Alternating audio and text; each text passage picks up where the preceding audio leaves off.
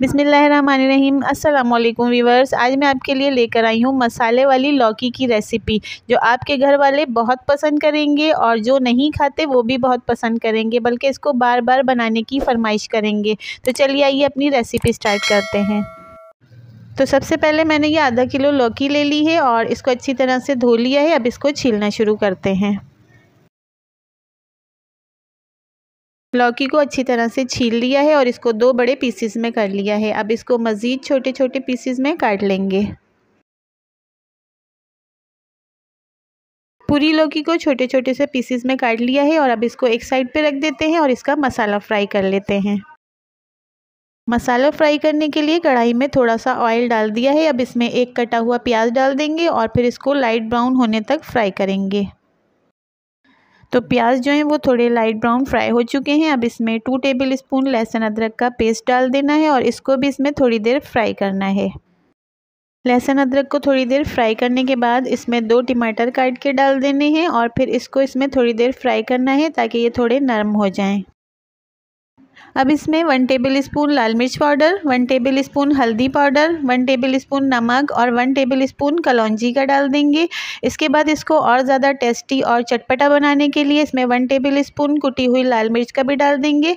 फिर इन सारे मसालों को अच्छी तरह से मिक्स करके इसको कवर करके थोड़ी देर फ्राई होने के लिए रख देंगे। 5 मिनट हो चुके हैं। सारे मसाले अच्छी तरह से फ्राई हो गए हैं और टमाटर भी अच्छी तरह से गल गए हैं। अब इसको थोड़ा चटपटा और टेस्टी बनाने के लिए इसमें थोड़ा सा इमली का पल्प डाल दिया है और 2 कटी हुई हरी मिर्च भी डाल दी हैं। अब इन दोनों को इसमें अच्छी तरह से मिक्स कर लेना है और फिर इसको कवर करके थोड़ी देर और फ्राई होने के लिए रख देना है। 5 से 7 मिनट हो चुके हैं और मसाला अच्छी तरह से फ्राई हो चुका है और ऑयल भी ऊपर आ गया है। अब कटी हुई लौकी इसमें डाल देंगे और थोड़ा सा पानी भी इसमें डालना है। पानी इसलिए डाल रहे हैं ताकि लौकी अच्छी तरह से गल जाए, क्योंकि ये थोड़ी सख्त होती है। अब सारे मसालों को और लौकी को अच्छी तरह से मिक्स कर लेंगे और फिर इसको कवर करके इसका पानी खुश्क होने तक इसको अच्छी तरह से पका लेंगे। इसको पकते हुए 5 मिनट हो चुके हैं, लेकिन पानी भी अभी बाकी है और लौकी भी अभी सही से गली नहीं है। तो इसको कवर करके थोड़ी देर और पकाएंगे।